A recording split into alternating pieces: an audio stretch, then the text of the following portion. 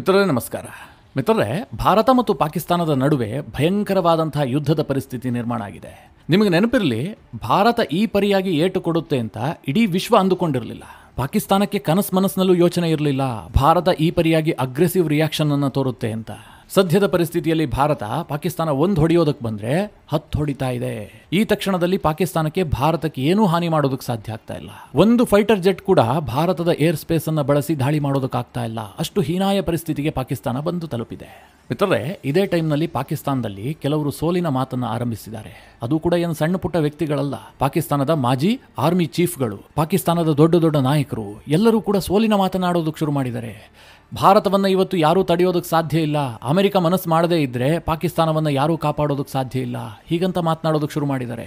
ಇಡೀ ಪಾಕಿಸ್ತಾನದ ಮೇಲೆ ಭಾರತ ದಾಳಿ ಮಾಡುತ್ತೆ ಅಂತ ಹೇಳಿ ಪಾಕಿಸ್ತಾನದ ಒಬ್ಬ ಮಾಜಿ ಆರ್ಮಿ ಜನರಲ್ ಹೇಳಿಕೆ ಕೊಟ್ಟಿದ್ದಾನೆ.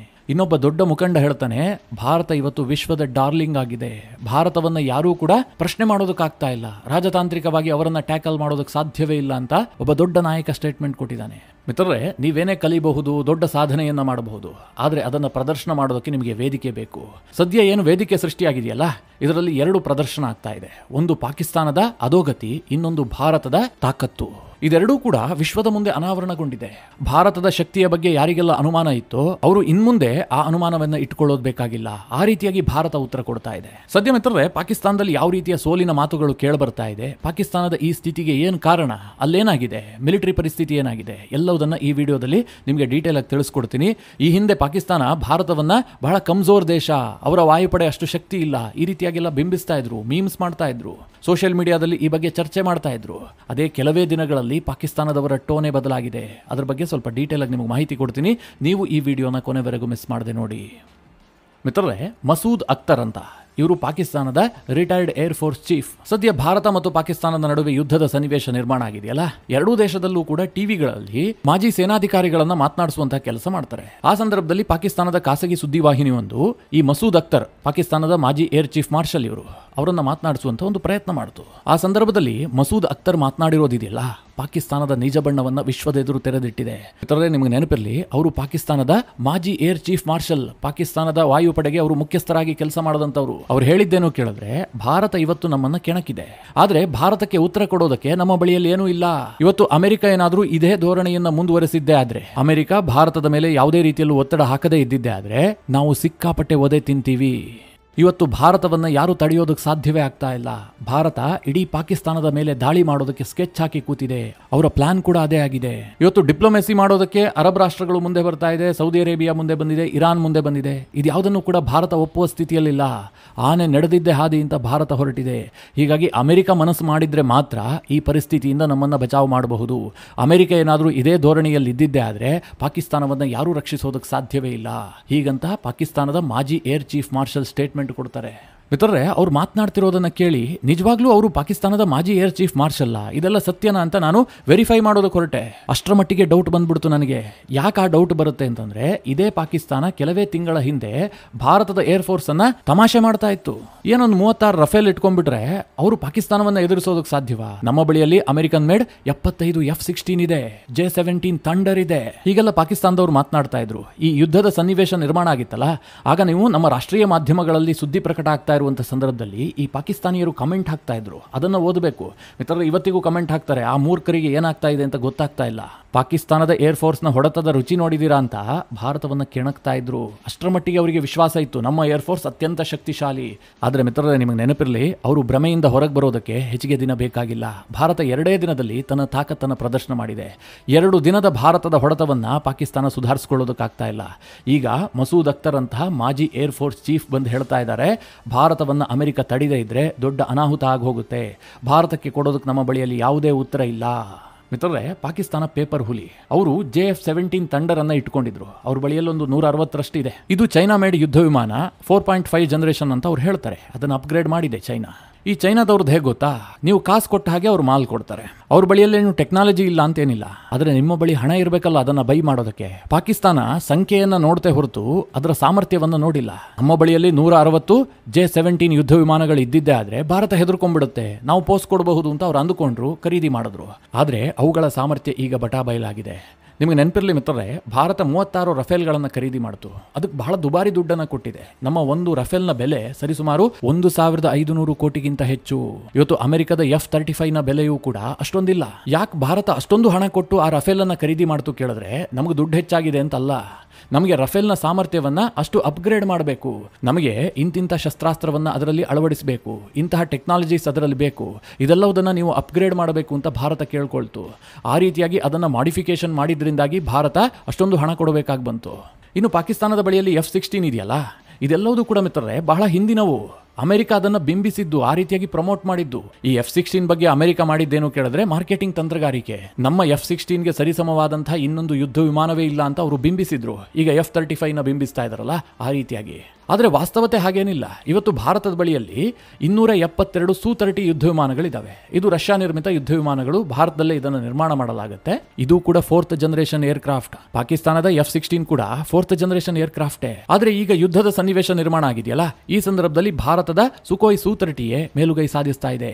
ಪಾಕಿಸ್ತಾನದ ಬಳಿ ಇರುವಂತಹ J-17 ಆಗಿರಲಿ ಅಥವಾ F-16 ಆಗಿರಲಿ, ಸುಖೋಯ್ ಮುಂದೆ ನಿಂತ್ಕೊಳ್ಳೋದಕ್ಕಾಗ್ತಾ ಇಲ್ಲ. ಇದನ್ನೆಲ್ಲ ಗಮನಿಸಿದಂತಹ ಪಾಕಿಸ್ತಾನದ ಮಾಜಿ air chief marshal Masood Akhtar ಹೇಳ್ತಾ ಇದ್ದಾರೆ, ಭಾರತ ಕೊಡ್ತಾ ಇರುವಂತಹ ಏಟಿಗೆ ನಮ್ಮ ಬಳಿಯಲ್ಲಿ ಪ್ರತ್ಯುತ್ತರ ಇಲ್ಲ, ನಾವು ಅಸಹಾಯಕರಾಗಿ ನಿಂತ್ಕೊಂಡಿದ್ದೀವಿ, ನಮ್ಮನ್ನು ಈಗ ಅಮೆರಿಕನೇ ರಕ್ಷಣೆ ಮಾಡಬೇಕು. ಆದರೆ ಅಮೆರಿಕ ರಕ್ಷಣೆ ಮಾಡುತ್ತಾ? ಈ ಪ್ರಶ್ನೆಯನ್ನು ಕೇಳಿದ್ರೆ ನನಗಂತೂ ಹಾಗೆ ಅನಿಸ್ತಾ ಇಲ್ಲ. ಅಮೆರಿಕದ ಯಾವ ನಿಲುವುಗಳು ಕೂಡ ಪಾಕಿಸ್ತಾನದ ಪರವಾಗಿ ಕಾಣ್ತಾ ಇಲ್ಲ. ಉದಾಹರಣೆಗೆ ಹೇಳಬೇಕು ಅಂತಂದ್ರೆ JD ವ್ಯಾನ್ಸ್ ಅವರ ಹೇಳಿಕೆ, ಭಾರತ ಮತ್ತು ಪಾಕಿಸ್ತಾನದ ನಡುವೆ ಏನು ಯುದ್ಧ ಆಗ್ತಾ ಇದೆಯಲ್ಲ, ಇದು ನನ್ನ ಆಫ್ ಅವರ ಬಿಸ್ನೆಸ್ ಅಂತ ಹೇಳ್ಬಿಟ್ರು. ನಮಗದಕ್ಕೂ ಸಂಬಂಧ ಇಲ್ಲ ಅಂತ. ಅಮೆರಿಕದ secretary of state Marco Rubio ಇರಬಹುದು, JD ವ್ಯಾನ್ಸ್ ಇರಬಹುದು, ಟ್ರಂಪ್ ಇರಬಹುದು, ಎಲ್ಲರೂ ಕೊಡ್ತಾ ಇರುವಂತಹ ಸ್ಟೇಟ್ಮೆಂಟ್ಗಳು ಕೇವಲ ಅಂತಾರಾಷ್ಟ್ರೀಯ ಸಮುದಾಯವನ್ನು ಗುರಿಯಾಗಿಸಿ ಡಿಎಸ್ಕಲೇಷನ್ ಮಾಡಿ, ಯಾವುದೇ ಕಾರಣಕ್ಕೂ ಎರಡೂ ದೇಶಗಳು ಎಸ್ಕಲೇಷನ್ ಮಾಡಬಾರದು, ಪರಿಸ್ಥಿತಿಯನ್ನು ಉಲ್ಬಣಗೊಳಿಸಬಾರದು, ಈ ರೀತಿಯಾಗಿ ಜನರಲ್ ಸ್ಟೇಟ್ಮೆಂಟ್ ಕೊಡ್ತಾ ಇದೆಯೇ ಹೊರತು ಭಾರತದ ಮೇಲೆ ನಿಜವಾದ ಒತ್ತಡವನ್ನು ಹಾಕುವಂತಹ ಕೆಲಸ ಮಾಡ್ತಾ ಇಲ್ಲ. ಇದನ್ನ ಪಾಕಿಸ್ತಾನಿಯರು ಈಗ ಸೂಕ್ಷ್ಮವಾಗಿ ಗಮನಿಸ್ತಾ ಇದ್ದಾರೆ. ಪಾಕಿಸ್ತಾನದವರಿಗೆ JD ವ್ಯಾನ್ಸ್ ಅವರ ಹೇಳಿಕೆಯನ್ನ ಅರಗಿಸಿಕೊಳ್ಳೋದಕ್ಕಾಗ್ತಾ ಇಲ್ಲ.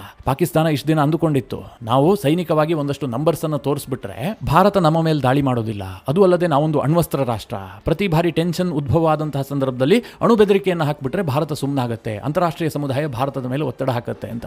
ಆದರೆ ಸದ್ಯ ಭಾರತದಲ್ಲಿರುವಂತಹ ಸರ್ಕಾರ ಬಹಳ ಬುದ್ಧಿವಂತ ಸರ್ಕಾರ. ಇವ್ರಿಗೆ ಏನು ಮಾಡಿದ್ರೆ ಏನಾಗುತ್ತೆ ಅಂತ ತುಂಬ ಚೆನ್ನಾಗಿ ಗೊತ್ತು. ಅದು ಅಲ್ಲದೆ ಇದೊಂದು ನಮಗೆ ಗೋಲ್ಡನ್ ಆಪರ್ಚುನಿಟಿ ಅಂತ ಭಾರತ ಭಾವಿಸಿದೆ. ಯಾಕೆಂದರೆ ಪಾಕಿಸ್ತಾನಕ್ಕೆ ಬುದ್ಧಿ ಕಳಿಸೋದಕ್ಕೆ ಇದಕ್ಕಿಂತ ಉತ್ತಮವಾದಂತಹ ವಾತಾವರಣ ಭಾರತಕ್ಕೆ ಸಿಗುತ್ತೆ ಅಂತ ನನಗಂತೂ ಅನ್ನಿಸ್ತಾ ಇಲ್ಲ.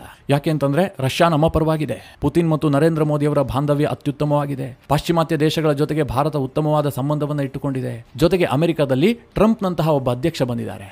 ಟ್ರಂಪ್ ಕೇವಲ ಲಾಭವನ್ನು ನೋಡುವಂತಹ ಮನುಷ್ಯ, ಇಂತಹ ವಿಚಾರದಲ್ಲಿ ಹೆಚ್ಚು ಆಸಕ್ತಿಯನ್ನು ಹೊಂದಿ ನಾನೇನೋ ಹೆಸರು ಮಾಡಬೇಕು ಅನ್ನುವಂಥ ವ್ಯಕ್ತಿ ಅಲ್ವೇ ಅಲ್ಲ.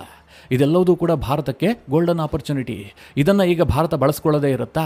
ಹೀಗಾಗಿ ಪಾಕಿಸ್ತಾನ ಹೆದರು ಹೋಗಿರುವಂತಹದ್ದು. ಮಿತ್ರರೇ, ಈ ನಡುವೆ ಹೇಳೋದಕ್ಕೆ ಮರೆತೆ, ಈ ಮಸೂದ್ ಅಖ್ತರ್ ಇದಾರಲ್ಲ, ಪಾಕಿಸ್ತಾನದ ಮಾಜಿ ಏರ್ ಚೀಫ್ ಮಾರ್ಷಲ್, ಅವ್ರು ಇನ್ನೊಂದು ಮಾತು ಕೂಡ ಹೇಳಿದ್ದಾರೆ. ಇವತ್ತು ಭಾರತದ ಬಳಿಯಲ್ಲಿ 14 ಲಕ್ಷ ಆರ್ಮಿ ಇದೆ, ಪಾಕಿಸ್ತಾನದ ಬಳಿಯಲ್ಲಿ ಎಷ್ಟಿದೆ? ಕೇವಲ 6 ಲಕ್ಷ ಆರ್ಮಿ. ಭಾರತದ ಸೈನ್ಯಕ್ಕೂ ನಮಗೂ ಕಂಪೇರ್ ಮಾಡೋದಕ್ಕೆ ಸಾಧ್ಯ ಇಲ್ಲ. ಹೀಗಾಗಿ ಪಾಕಿಸ್ತಾನವನ್ನ ಈ ಸಂದರ್ಭದಲ್ಲಿ ರಕ್ಷಿಸೋದಕ್ಕೆ ಸಾಧ್ಯ ಇರುವಂತಹದ್ದು ಅಮೆರಿಕ, ಚೈನಾ, ರಷ್ಯಾದಂತಹ ಗ್ಲೋಬಲ್ ಪವರ್ಗೆ ಮಾತ್ರ ಸಾಧ್ಯ ಅಂತ ಅವ್ರು ಹೇಳಿದ್ದಾರೆ. ಮಿತ್ರರೇ, ಇವರೊಬ್ಬರೇ ಅಲ್ಲ. ನೀವೆಲ್ಲ ನಜೀಮ್ ಸೇಥಿಯ ಹೆಸರನ್ನ ಕೇಳಿರಬಹುದು. ಇವರು PCBಯ ಮಾಜಿ ಅಧ್ಯಕ್ಷ, ಜೊತೆಗೆ ಪಾಕಿಸ್ತಾನದ ಹಿರಿಯ ಜರ್ನಲಿಸ್ಟ್ ಕೂಡ ಹೌದು, ದೊಡ್ಡ ಬಿಸ್ನೆಸ್ ಮ್ಯಾನ್ ಕೂಡ ಹೌದು. ಈ ನಜೀಮ್ ಸೇಥಿ ಸಮಾ ಟಿವಿಗೆ ಒಂದು ಇಂಟರ್ವ್ಯೂ ಕೊಟ್ಟಿದ್ದಾರೆ. ಆ ಇಂಟರ್ವ್ಯೂನಲ್ಲಿ ಅವರು ಬಹಳ ಸ್ಪಷ್ಟವಾಗಿ ಹೇಳಿದ್ದಾರೆ, ಪಾಕಿಸ್ತಾನ ಇವತ್ತು ಕಂಪ್ಲೀಟ್ ಆಗಿ ಐಸೋಲೇಟ್ ಆಗಿಬಿಟ್ಟಿದೆ, ಪಾಕಿಸ್ತಾನದ ಪರವಾಗಿ ಯಾರೂ ಧ್ವನಿ ಎತ್ತೋದಿಲ್ಲ, ಯಾಕೆಂದರೆ ಪಾಕಿಸ್ತಾನ ಯಾರಿಗೂ ಬೇಕಾಗಿಲ್ಲ. ಭಾರತ ಇವತ್ತು ವಿಶ್ವದ ಡಾರ್ಲಿಂಗ್ ಆಗಿದೆ. ಅಮೆರಿಕಾಗೂ ಕೂಡ ಅನಿಸ್ತಾ ಇದೆ, ಚೈನಾವನ್ನು ಎದುರಿಸಬೇಕಾದ್ರೆ ಭಾರತದಂತಹ ಒಂದು ಸೂಪರ್ ಪವರ್ ನಮಗೆ ಬೇಕು, ನಮ್ಮ ಜೊತೆಗಿರಬೇಕು ಅಂತ ಅಮೆರಿಕಾಗೂ ಅನಿಸ್ತಾ ಇದೆ. ಹೀಗಾಗಿ ಅಮೆರಿಕ ಕೂಡ ಭಾರತದ ಮೇಲೆ ಒತ್ತಡ ಹಾಕುವಂತ ಕೆಲಸ ಮಾಡೋದಿಲ್ಲ. ಭಾರತದ ಎಕಾನಮಿ ಚೆನ್ನಾಗಿದೆ, ಭಾರತದಲ್ಲಿ ಸುಭದ್ರ ಸರ್ಕಾರ ಇದೆ, ಮೋದಿ ತುಂಬಾ ಸ್ಟ್ರಾಂಗ್ ಲೀಡರ್. ಹೀಗಾಗಿ ಸದ್ಯದ ಪರಿಸ್ಥಿತಿಯಲ್ಲಿ ಭಾರತ ಯಾರ ಮಾತನ್ನು ಕೇಳೋದಿಲ್ಲ, ಪಾಕಿಸ್ತಾನಕ್ಕೆ ತಲೆ ಬಗ್ಗಿಸೋದು ಒಂದೇ ಮುಂದಿರುವ ದಾರಿ ಅಂತ ನಜೀಮ್ ಸೇಥಿ ಹೇಳಿಕೆ ಕೊಟ್ಟಿದ್ದಾರೆ. ಅವ್ರು ಯಾಕೆ ಈ ಹೇಳಿಕೆ ಕೊಟ್ಟರು ಅಂತಂದ್ರೆ, ಸಮಾ ಟಿವಿಯ ಜರ್ನಲಿಸ್ಟ್ ಕೇಳ್ತಾರೆ, 1971ರ ಯುದ್ಧದಲ್ಲಿ ಪಾಕಿಸ್ತಾನ ರಷ್ಯಾ ಮತ್ತು ಅಮೆರಿಕದ ಬಳಿಗೆ ಹೋಗಿತ್ತು, 1999ರ ಯುದ್ಧದಲ್ಲಿ ನಾವು ಅಮೆರಿಕದ ಬಳಿಗೆ ಹೋಗಿದ್ವಿ, ನಮ್ಮನ್ನ ಬಚಾವ್ ಮಾಡುವಂತಹ ಕೆಲಸವನ್ನ ಆ ದೇಶಗಳು ಮಾಡಿದ್ವು. ಈ ಸಂದರ್ಭದಲ್ಲೂ ಪಾಕಿಸ್ತಾನಕ್ಕೆ ಅಂತಹ ಆಪ್ಷನ್ ಇದೆಯಾ ಅಂತ ಅವರು ಪ್ರಶ್ನೆ ಕೇಳ್ತಾರೆ. ಅದಕ್ಕೆ ಉತ್ತರ ಕೊಡುವಂತಹ ಸಂದರ್ಭದಲ್ಲಿ ನಜೀಮ್ ಸೇಥಿ ಇದನ್ನು ಹೇಳ್ತಾರೆ, ಪಾಕಿಸ್ತಾನಕ್ಕೆ ಯಾವುದೇ ಆಪ್ಷನ್ ಇಲ್ಲ, ನಾವು ಐಸೋಲೇಟ್ ಆಗ್ಬಿಟ್ಟಿದೀವಿ, ಭಾರತ ಇವತ್ತು ವಿಶ್ವದಲ್ಲಿ ದೊಡ್ಡ ಶಕ್ತಿಯಾಗಿ ಬೆಳೆದು ನಿಂತಿದೆ. ಮಿತ್ರರೇ, ಈ ಮಾತುಗಳನ್ನೆಲ್ಲ ಪಾಕಿಸ್ತಾನಿಯರ ಬಾಯಲ್ಲಿ ಕೇಳಿದಂತಹ ಸಂದರ್ಭದಲ್ಲಿ ಪಾಕಿಸ್ತಾನದಂತಹ ನತದೃಷ್ಟ ದೇಶದಲ್ಲೂ ಕೂಡ ತಲೆಯಲ್ಲಿ ಸ್ವಲ್ಪ ಬುದ್ಧಿ ಇಟ್ಕೊಂಡಿರುವಂತಹ ಈ ರೀತಿ ಮಂದಿನೂ ಇದಾರಾ ಅನ್ನುವಂತಹ ಪ್ರಶ್ನೆ ಉದ್ಭವಿಸಿತು. ಯಾಕಂದ್ರೆ ಸದ್ಯ ಪಾಕಿಸ್ತಾನದ ಪರಿಸ್ಥಿತಿ ಹೇಗಿದೆ ಕೇಳಿದ್ರೆ, ಪಾಕಿಸ್ತಾನದಲ್ಲಿ ಒಬ್ಬ ಪ್ರಧಾನಿ ಇದ್ದಾನಲ್ಲ, ಶಹಬಾಜ್ ಶರೀಫ್, ಆತ ಒಂದು ವಿಡಿಯೋ ರಿಲೀಸ್ ಮಾಡ್ತಾನೆ, ಪಾಕಿಸ್ತಾನ ಭಾರತದ ಭಾರತದ ಮೇಲೆ ಬಹಳ ದೊಡ್ಡ ದಾಳಿಯನ್ನು ಮಾಡಿದೆ. ಭಾರತ ಸುಮ್ಮನೆ ಪಾಕಿಸ್ತಾನದ ಮೇಲೆ ಕಾಲ್ ಕೆರ್ಕೊಂಡು ಜಗಳಕ್ಕೆ ಬಂದಿದೆ. ಇದಕ್ಕೆ ಪಾಕಿಸ್ತಾನ ದಿಟ್ಟ ಪ್ರತ್ಯುತ್ತರವನ್ನು ಕೊಡ್ತಾ ಇದೆ. ಇವತ್ತು ಪಾಕಿಸ್ತಾನ ಹಾರಿಸಿದಂತಹ ಶಾಹೀನ್ ಮಿಸೈಲ್ಗಳು ಭಾರತದಲ್ಲಿ ಭಸ್ಮ ಮಾಡಿಬಿಟ್ಟಿದ್ದಾವೆ, ಶತ್ರು ಪಡೆ ನಾಶ ಆಗಿ ಹೋಗ್ಬಿಟ್ಟಿದೆ ಅಂತ ಸ್ಟೇಟ್ಮೆಂಟ್ ಕೊಟ್ಟಿದ್ದಾನೆ. ಈ ಪಾಕಿಸ್ತಾನ ಭಾರತದಿಂದ ಕಲಿಯುವಂತಹದ್ದು ಬಹಳಷ್ಟಿದೆ. ಇವತ್ತು ಭಾರತ ದೊಡ್ಡ ಸಾಧನೆಯನ್ನ ಮಾಡಿದೆ. ಈ ಆಪರೇಷನ್ ಸಿಂಧೂರ ಆರಂಭವಾದ ಕ್ಷಣದಿಂದಲೂ ಕೂಡ ಭಾರತ ಮೇಲುಗೈಯನ್ನ ಸಾಧಿಸಿದೆ. ಆದ್ರೆಲ್ಲೂ ಕೂಡ ನಾವು ಬಡಾಯಿ ಕೊಚ್ಕೊಳ್ತಾ ಇಲ್ಲ. ಭಾರತದ ವಿದೇಶಾಂಗ ಕಾರ್ಯದರ್ಶಿ ವಿಕ್ರಮ್ ಮಿಸ್ತ್ರಿ, ಕರ್ನಲ್ ಸೋಫಿಯಾ ಕುರೇಶಿ ಮತ್ತು ವಿಂಗ್ ಕಮಾಂಡರ್ ಆಗಿರುವಂತಹ ವ್ಯೋಮಿಕಾ ಸಿಂಗ್ ಬಂದ್ಬಿಟ್ಟು ಪ್ರೆಸ್ ಮೀಟ್ ಮಾಡ್ತಾರಲ್ಲ, ಎಷ್ಟು ಬೇಕೋ ಅಷ್ಟನ್ನ ಮಾತ್ರ ಹೇಳ್ತಾರೆ. ಪಾಕಿಸ್ತಾನದ ಏರ್ ಬೇಸ್ ಅನ್ನು ಹೊಡೆದ್ರೂ ಕೂಡ ನಾವು ಪಾಕಿಸ್ತಾನಕ್ಕೆ ತೀವ್ರವಾದ ಹಾನಿಯಾಗಿದೆ ಅಂತ ಮಾತ್ರ ಹೇಳ್ತೀವಿ. ಪಾಕಿಸ್ತಾನದಲ್ಲಿ ಇಷ್ಟು ಫೈಟರ್ ಜೆಟ್ಗಳಿದ್ವು, ಅದನ್ನೆಲ್ಲ ಉಡಾಯಿಸಿದೀವಿ, 25 ಫೈಟರ್ ಜೆಟ್ಗಳು ಭೂಮಿಯೊಳಗೆ ಹುದುಗಿ ಹೋಗಿದೆ, ಇದನ್ನೇನು ಹೇಳೋದಿಲ್ಲ. ಅಸಂಬದ್ಧ ಸ್ಟೇಟ್ಮೆಂಟ್ಗಳನ್ನು ಭಾರತ ಇದುವರೆಗೆ ಕೊಟ್ಟಿಲ್ಲ. ಆದರೆ ಪಾಕಿಸ್ತಾನದ ಪ್ರಧಾನಿ ಏನು ಮಾಡ್ತಾ ಇದ್ದಾನೆ, ಭಾರತ ಆಪರೇಷನ್ ಸಿಂಧೂರ ಮಾಡ್ತಿದ್ದ ಹಾಗೆ ಆತ ಒಂದು ಸ್ಟೇಟ್ಮೆಂಟ್ ಕೊಡ್ತಾನೆ, 80 ಫೈಟರ್ ಜೆಟ್ಗಳು ಪಾಕಿಸ್ತಾನದ ಒಳಗೆ ಬಂದ್ಬಿಟ್ಟಿದ್ವು, ಅದರಲ್ಲಿ ನಾವು 5 ರಫೇಲ್ಗಳನ್ನು ಹೊಡೆದು ಉರುಳಿಸ್ಬಿಟ್ಟಿದ್ದೀವಿ ಅಂತ. ಮಿತ್ರರೇ, ಇದನ್ನ ಪಾಕಿಸ್ತಾನದ ರಕ್ಷಣಾ ಸಚಿವ ಅಂತಾರಾಷ್ಟ್ರೀಯ ಮಾಧ್ಯಮದ ಮುಂದೆ ಹೇಳೋದಕ್ಕೆ ಹೊರಟ. ಆದರೆ ಅಲ್ಲಿನ ಜರ್ನಲಿಸ್ಟ್ ಯಾವ ರೀತಿಯಾಗಿ ಬೆಂಡೆತ್ತಿದ್ರು ಅಂತಂದ್ರೆ ಅದಕ್ಕೆ ಆತನಿಗೆ ಉತ್ತರವೇ ಇರಲಿಲ್ಲ. ರಕ್ಷಣಾ ಸಚಿವ ಕ್ವಾಜಾ ಮುಖಭಂಗವನ್ನು ಅನುಭವಿಸಬೇಕಾಗಿ ಬಂತು. ಸದ್ಯದ ಈ ಪರಿಸ್ಥಿತಿಯಲ್ಲಿ ಭಾರತದ ಗುಂಡಿಗಾಗ್ಲಿ ಅಥವಾ ಭಾರತದ ಮಿಸೈಲ್ಗಳಿಗಾಗ್ಲಿ ಅಥವಾ ಭಾರತದ ಫೈಟರ್ ಜೆಟ್ಗಳಿಗಾಗ್ಲಿ ಪಾಕಿಸ್ತಾನದ ಬಳಿಯಲ್ಲಿ ಉತ್ತರ ಇಲ್ಲ. ಪಾಕಿಸ್ತಾನದ ಬಳಿಯಲ್ಲಿ ಉಳಿದಿರುವಂತಹದ್ದು ಒಂದೇ, ಅದೇ ಸುಳ್ಳು ಸುದ್ದಿ ಪ್ರಚಾರ ಮಾಡುವಂತಹದ್ದು. ಇತರೆ ಈ ಪರಿಸ್ಥಿತಿಯಲ್ಲಿ ಪಾಕಿಸ್ತಾನದ ಮಾಜಿ ಆರ್ಮಿ ಚೀಫ್ ಇರಬಹುದು ಅಥವಾ ನಜೀಂ ಸೇತಿ ಇರಬಹುದು, ಪಾಕಿಸ್ತಾನದ ಸೋಲಿನ ಬಗ್ಗೆ ಮಾತನಾಡೋದಕ್ಕೆ ಶುರು ಮಾಡಿದ್ದಾರೆ. ಇನ್ನೆರಡೇ ದಿನದಲ್ಲಿ ಇಂತಹ ಮಾತುಗಳು ಜಾಸ್ತಿ ಆಗುತ್ತೆ. ಯಾಕೆಂದ್ರೆ ಸದ್ಯದ ಪರಿಸ್ಥಿತಿಯಲ್ಲಿ ಭಾರತ ತಣ್ಣಗಾಗುವಂತಹ ಯಾವುದೇ ಲಕ್ಷಣಗಳು ಕಾಣ್ತಾ ಇಲ್ಲ.